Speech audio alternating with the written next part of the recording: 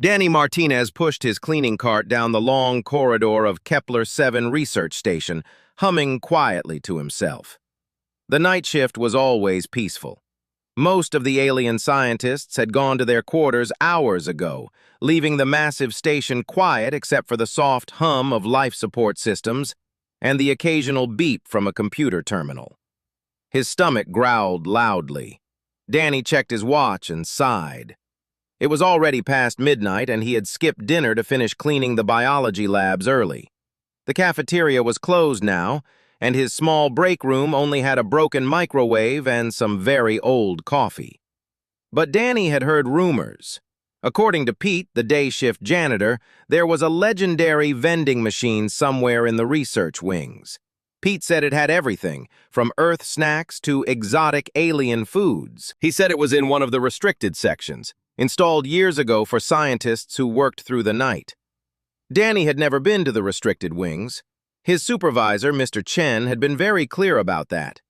Maintenance staff had master key cards that could open almost any door on the station, but they were only supposed to use them for cleaning assigned areas.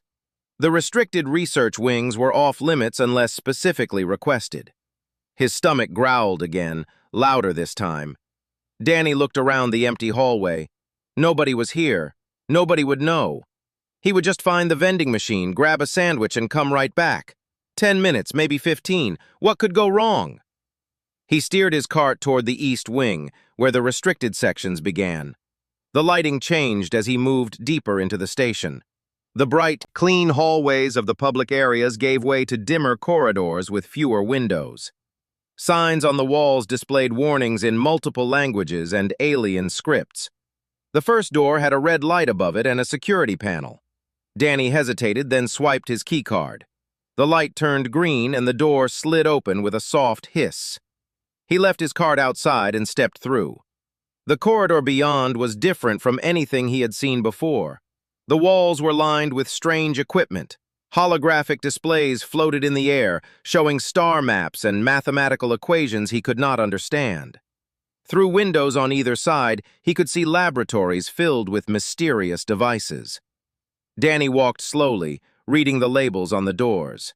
Quantum Physics Research, Temporal Mechanics Division, Ancient Civilizations Archive. Each name sounded more impressive and confusing than the last.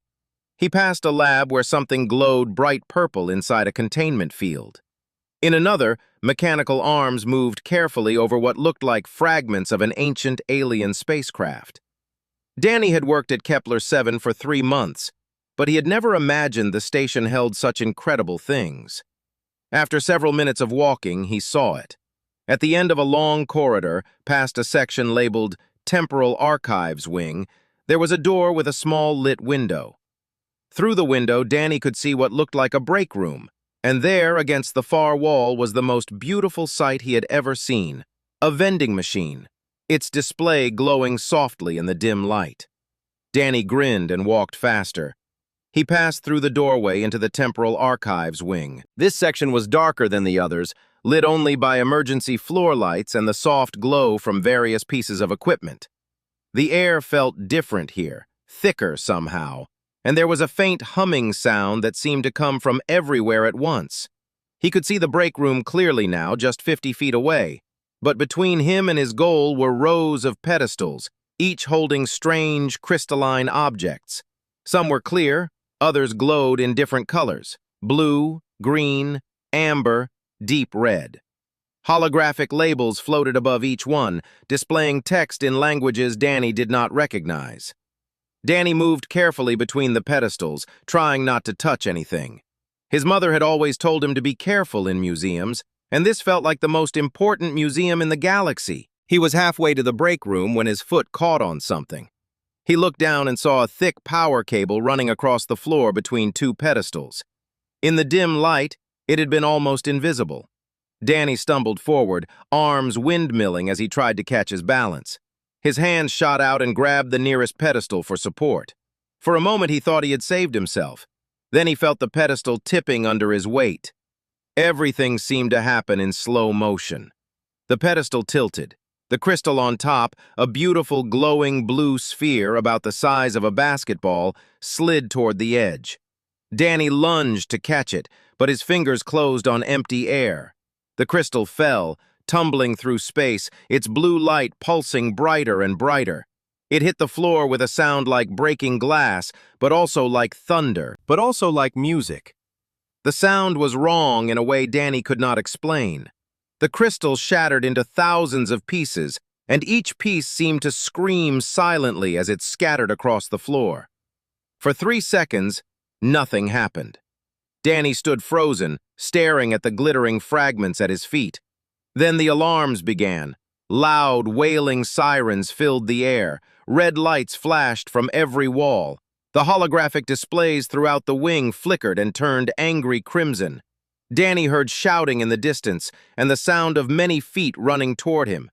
He looked at the broken crystal, then at the break room with its vending machines so close yet so far away, then back at the crystal fragments scattered everywhere. His search for a midnight snack had just become the worst mistake of his life. The first alien to arrive was running so fast that Danny barely had time to move aside. The creature was tall and thin, with 4 arms and a body covered in smooth green plates that looked like polished armor. Its large black eyes fixed on the broken crystal, and it made a sound like wind rushing through a tunnel. More researchers poured into the temporal archives wing. Danny recognized some of the species from cleaning their labs. There were the creche, who looked like walking birds with delicate feathered crests.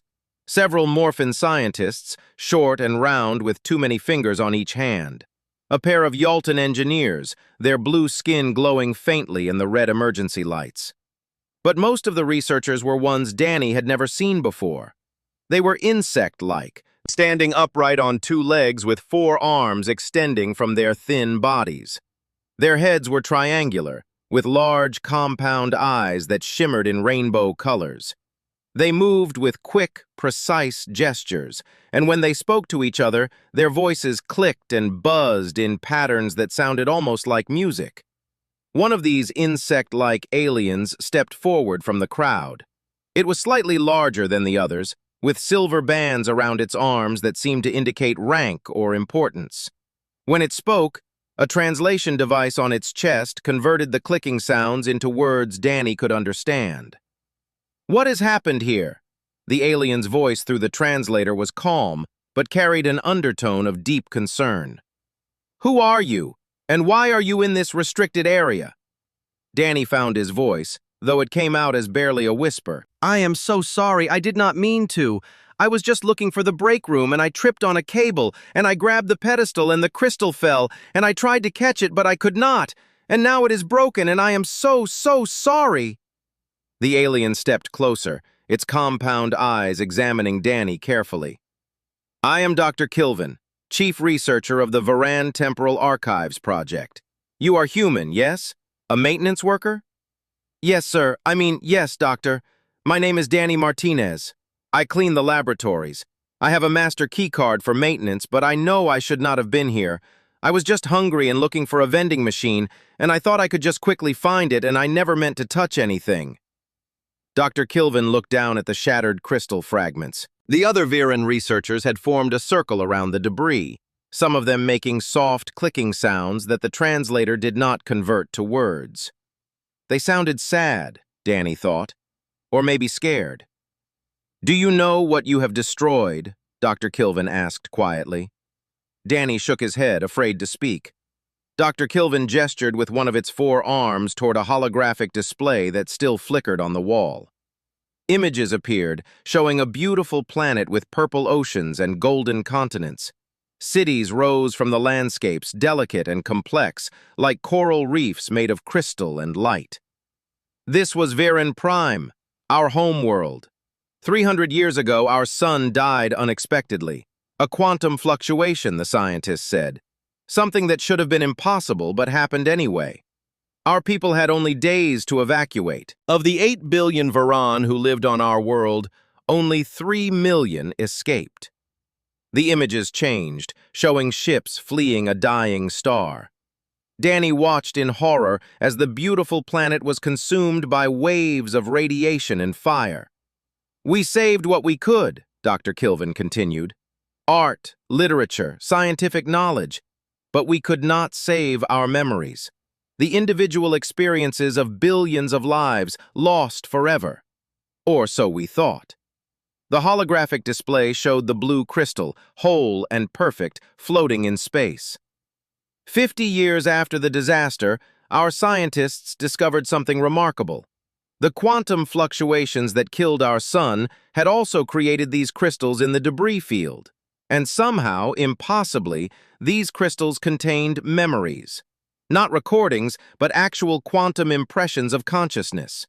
The thoughts, feelings, and experiences of our people, preserved in crystal form.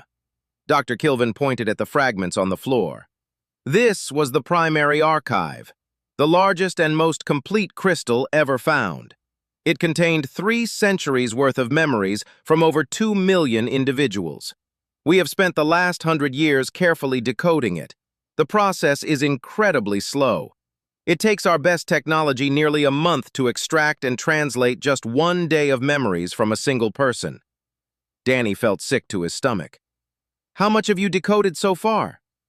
"Approximately 15%, one of the other Varan researchers said. Its voice through the translator sounded hollow. "We estimated another 500 years of work before we could recover everything. We had created a complete timeline. We knew which sections contained which memories.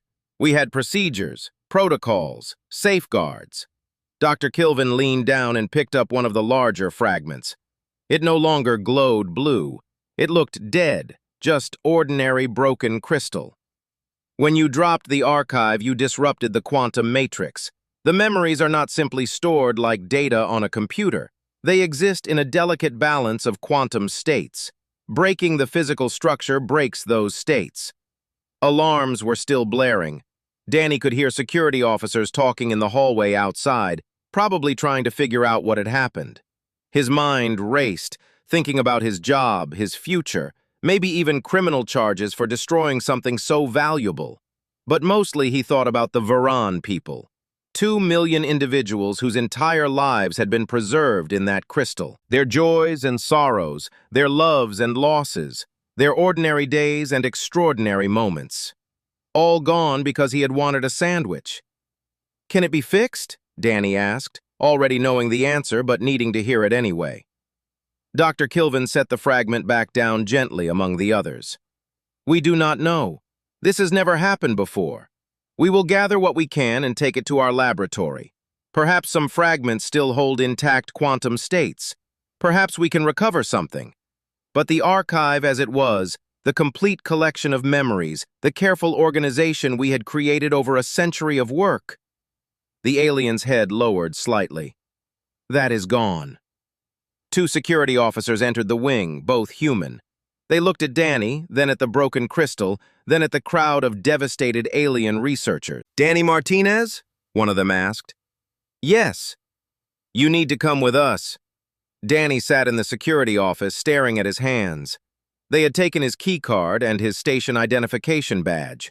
The security chief, a stern woman named Officer Karen Blake, had explained that he was suspended pending investigation. Charges might be filed. The value of what he had destroyed could not even be calculated. They let him go back to his small quarters at 4 in the morning. Danny did not sleep. He sat on his bed thinking about Dr. Kilvin's words. 3 centuries of memories, 2 million people, all their lives, preserved and then lost because he had been careless and stupid. His grandmother Rose had died 2 years ago. In her last years, she had suffered from severe dementia. Most days, she did not recognize Danny or even her own children. Her memories had faded like old photographs left in the sun. But sometimes, something would trigger a moment of clarity. A particular song on the radio would make her remember her wedding day. The smell of apple pie would bring back stories of Danny's grandfather. An old photograph would unlock whole conversations about people and places from 70 years ago. Danny had spent hours with her in those final years, trying different things to help her remember. Music, smells, textures, photographs. Sometimes it worked. Sometimes it did not. But the moments when her eyes would light up with recognition, when she would smile and tell him a story he had never heard before, those moments had been precious. He sat up suddenly. An idea was forming in his mind, strange and probably impossible, but an idea nonetheless. When the sun rose over Kepler 7 station, Danny was already at his computer terminal, searching through every database he could access. He read about quantum memory storage. He read about the Varan people and their lost civilization. He read about data recovery techniques, about neural patterns, about how human memories worked versus how the crystal archive functioned. The more he read, the more convinced he became. It was a wild idea. Dr. Kilvin and the other researchers would probably think he was crazy, but he had to try. At 9 in the morning, Danny sent a message to Dr. Kilvin requesting a meeting. He expected to be ignored or refused. Instead, 15 minutes later, his terminal beeped with a response. Dr. Kilvin would see him at 10 o'clock in Laboratory 7. Danny arrived early, nervous and rehearsing what he would say. The laboratory was smaller than he expected, with white walls and several workstations covered in equipment he did not recognize. Dr. Kilvin was standing near a large containment field that held the fragments of the broken crystal.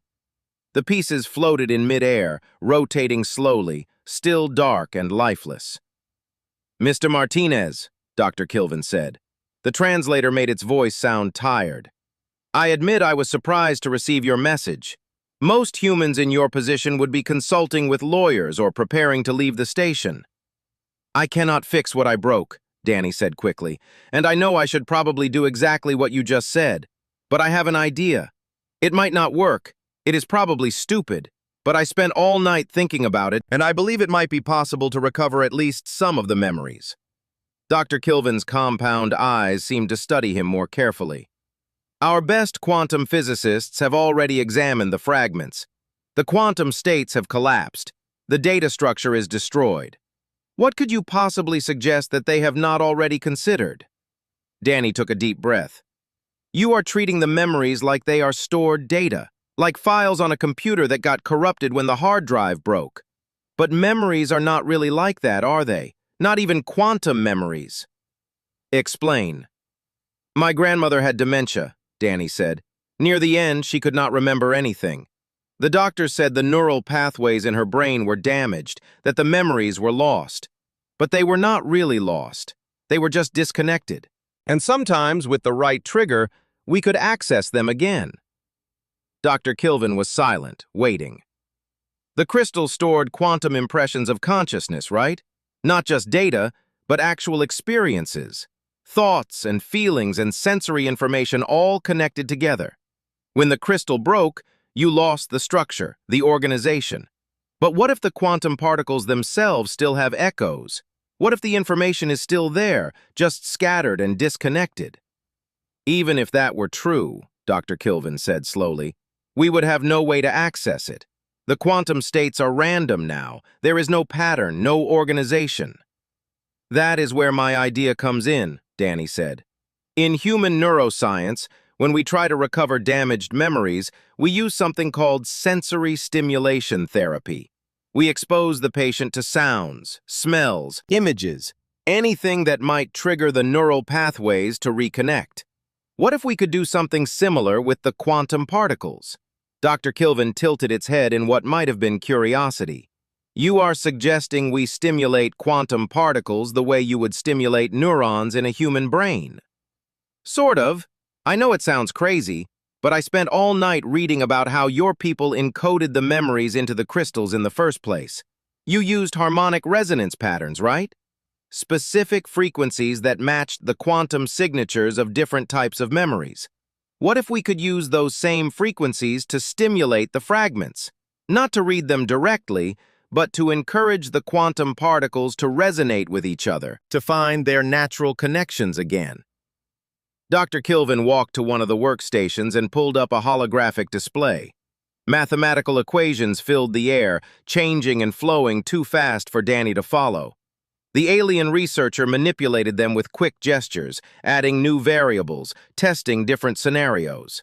After several minutes, Dr. Kilvin spoke. "The theory is not completely without merit. If quantum echoes remain in the particle structure, and if we could find the correct stimulation frequencies, there is a small possibility that we could create temporary resonance patterns. But this would require technology we do not have. We would need to combine quantum physics with neurological principles.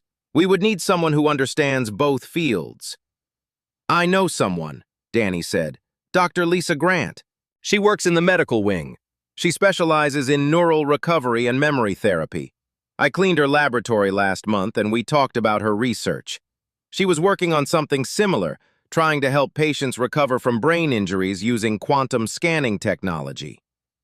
Dr. Kilvin's eyes seemed to brighten slightly, the rainbow shimmer becoming more pronounced. "You are serious about this." "I ruined 3 centuries of your research," Danny said quietly. "I destroyed something that can never be replaced. If there is even the smallest chance that I can help fix it, I have to try. Please." The alien researcher was quiet for a long moment. Then it gestured toward the communication panel on the wall. "Contact Dr. Grant. If she is willing to meet with us, we will explore your idea. I make no promises, Mr. Martinez. The chances of success are very small. But the Varan people have already lost everything once. Perhaps it is time to try something impossible." Dr. Lisa Grant arrived at Laboratory 7 within an hour of Danny's call. She was a woman in her early 40s with short gray hair and sharp, intelligent eyes that took in everything around her. She listened carefully as Danny and Dr. Kilvin explained the situation and the proposed solution. "Treating quantum particles like neural pathways," she said thoughtfully, studying the floating crystal fragments. "It is unconventional, but the underlying principles might be similar.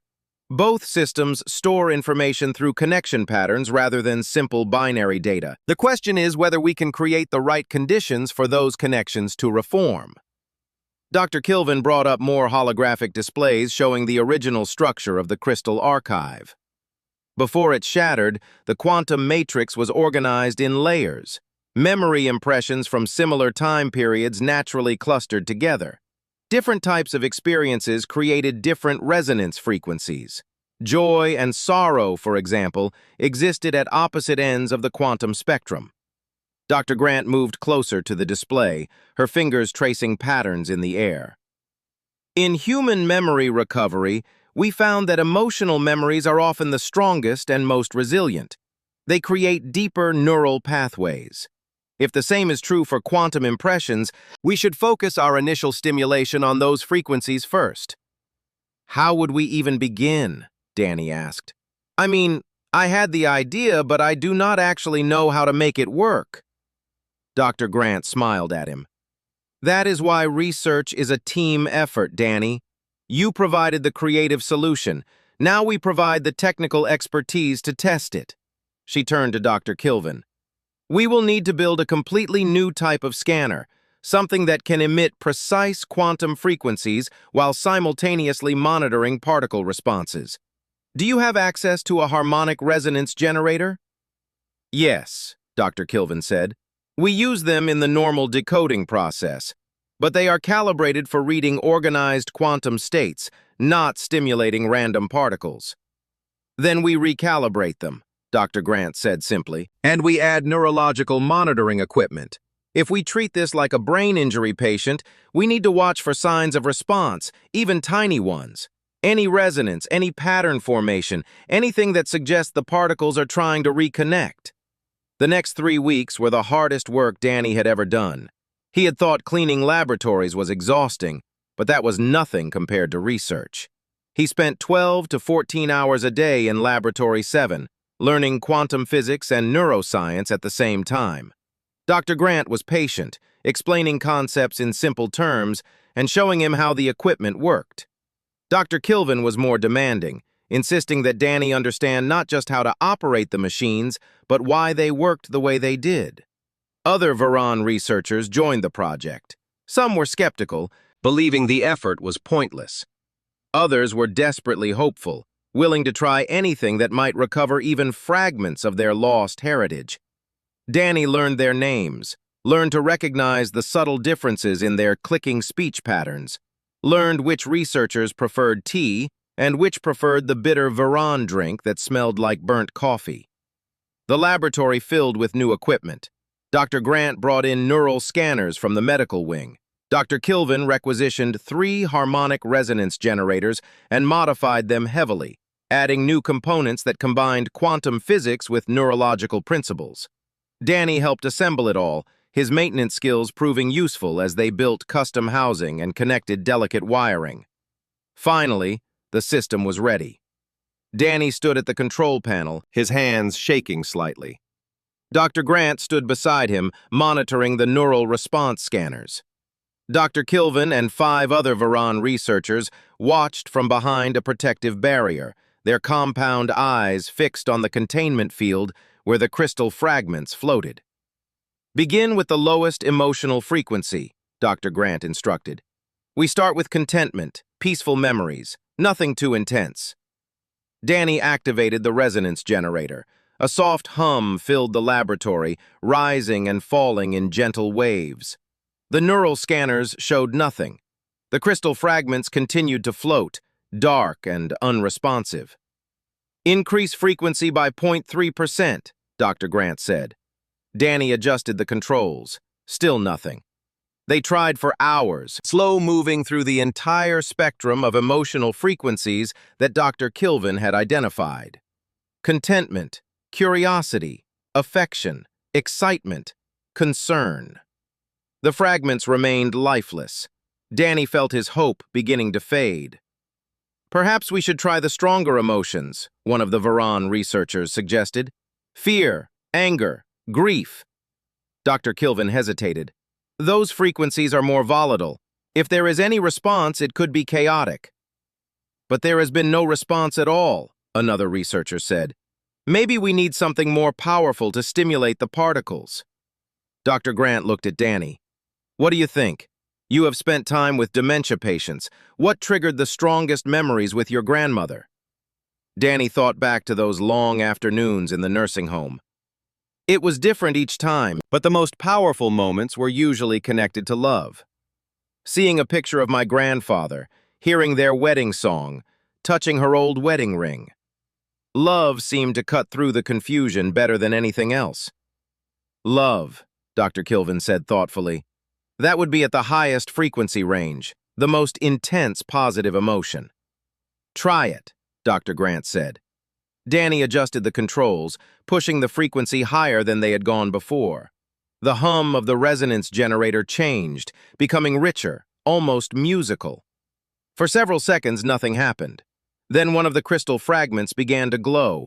Just faintly, a soft blue light deep inside the broken piece. Then another fragment lit up, and another. We have resonance, Dr. Grant said, her voice tight with excitement. Multiple particles responding. Danny, hold that frequency steady. The neural scanners came alive with data. Dr. Kilvin rushed to the main display, its 4 arms moving rapidly across the holographic controls. I am detecting pattern formation. The quantum particles are synchronizing. This is incredible. This should not be possible. More fragments began to glow. The light grew brighter, pulsing in rhythm with the resonance generator.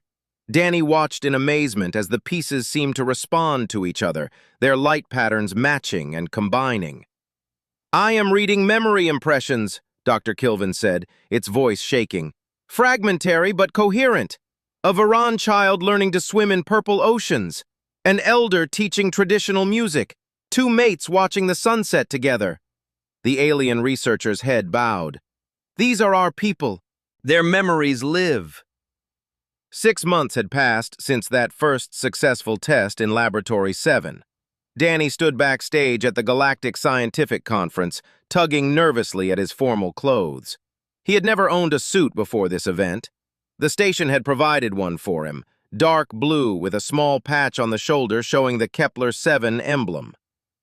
You look fine, Dr. Grant said, appearing beside him. She wore an elegant dress and seemed completely comfortable, though Danny knew she hated public speaking as much as he did. Just remember to breathe and speak clearly. The translators will handle the rest. There are going to be thousands of people out there, Danny said. Scientists from every major civilization in the galaxy. What if I mess up? What if I say something wrong? Then you say something wrong, Dr. Grant replied with a smile. Danny, you accidentally destroyed priceless research and then helped create a breakthrough that is changing multiple fields of science. I think people will forgive you for stumbling over a few words. A small figure approached them. Dr. Kilvin looked different today, wearing ceremonial bands on all 4 arms that marked special occasions for the Varan people. They are ready for us, the alien researcher said. Are you prepared, Mr. Martinez? No, Danny admitted, but I will do it anyway. The 3 of them walked onto the stage together. Danny had to stop for a moment, overwhelmed by the sight. The auditorium was enormous, rising in curved tiers that seemed to reach the ceiling of the station itself. Every seat was filled. Humans sat next to Kresh, who sat next to Morphin, who sat next to species Danny had never seen before. Thousands of eyes in every color and shape imaginable, all focused on the stage. A moderator, a dignified Yalton elder with glowing blue skin, stepped forward to introduce them. Today we honor 3 individuals whose work has revolutionized our understanding of quantum memory storage and recovery. Dr. Lisa Grant, specialist in neural recovery therapy. Dr. Kilvin, chief researcher of the Varan Temporal Archives. And Danny Martinez, whose unique perspective led to the development of what we now call the Martinez-Grant Quantum Recovery Protocol. The audience applauded. Danny felt his face burning with embarrassment. Dr. Kilvin spoke first, explaining the history of the Varan memory crystals and the disaster that had nearly destroyed them forever. Holographic displays showed the shattered archive, then the painstaking recovery process. We have now recovered approximately 60% of the original memory content, Dr. Kilvin said. But more importantly, we discovered something unexpected.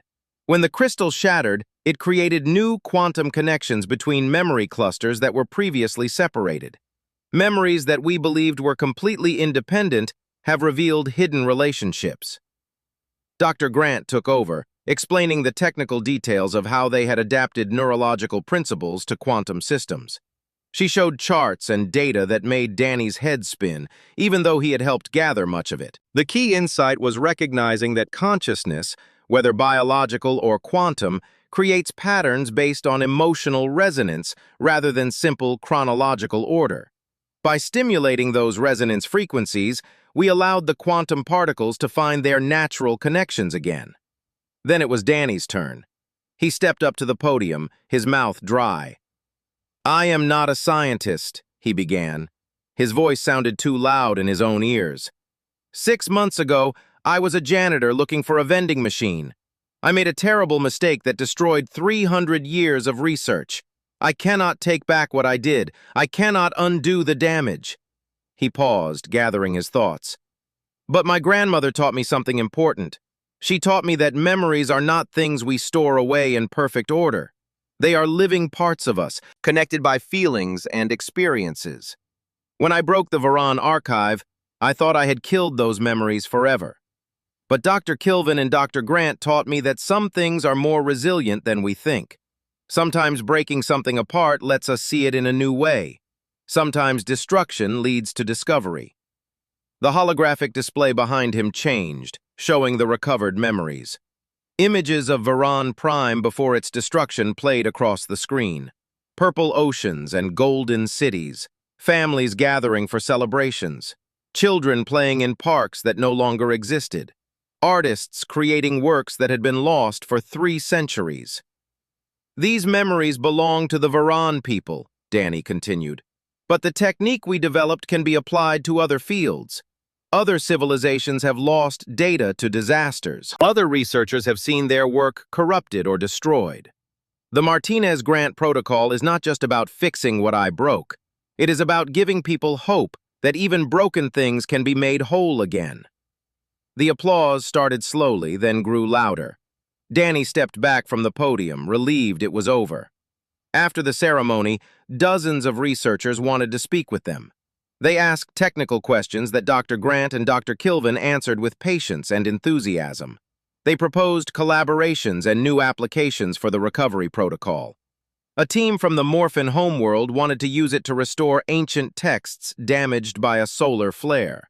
Human archaeologists thought it might help recover data from corrupted Earth satellites from the early space age. Danny listened to it all, amazed at how his midnight search for a snack had led to this moment. As the crowd finally began to thin, Dr. Kilvin approached him. "Walk with me, Mr. Martinez." They left the auditorium and strolled through the station gardens, a peaceful area filled with plants from dozens of worlds. "The Galactic Research Council has offered you a full position," Dr. Kilvin said. "Department of Innovative Problem Solving, they are calling it. Very prestigious. Excellent salary. They want to assign you to difficult projects where conventional thinking has failed." "I know," Danny said. "They sent me the offer last week." "And?" "I turned it down." Dr. Kilvin stopped walking. "May I ask why?" Danny smiled. "Because I like my job. I like cleaning the laboratories and talking to researchers and learning about their work. I like the quiet of the night shift and the way the station looks when everyone else is sleeping. If I take a research position, I become just another scientist. But as a maintenance worker who helps with special projects, I can be something different, something unique." "You wish to continue as a consultant," Dr. Kilvin said, understanding. "Exactly. I will help when you need me. I will bring my strange human perspective to your complex problems. But then I will go back to my cleaning cart and my simple life. Is that okay?" Dr. Kilvin's compound eyes shimmered with rainbow colors. "More than okay, my friend. The galaxy needs people who can move between worlds, who can connect different ways of thinking. Perhaps that is the most important work of all." They walked in comfortable silence for a while, then turned back toward the residential sections. As they passed through a corridor, Danny saw something that made him laugh out loud. There, mounted on the wall, was a vending machine. The legendary machine he had been searching for 6 months ago. It had been there all along, just around a corner he had never turned. "Would you like something?" Dr. Kilvin asked. "Yes," Danny said. "I would very much like something." He bought a sandwich and a chocolate bar. Dr. Grant joined them, and they sat on a bench in the garden, sharing snacks and talking about their next project. Above them, through the transparent ceiling of the station, stars glittered in the infinite darkness of space. Danny thought about his grandmother, about broken things becoming whole, about how the biggest mistakes sometimes led to the most important discoveries.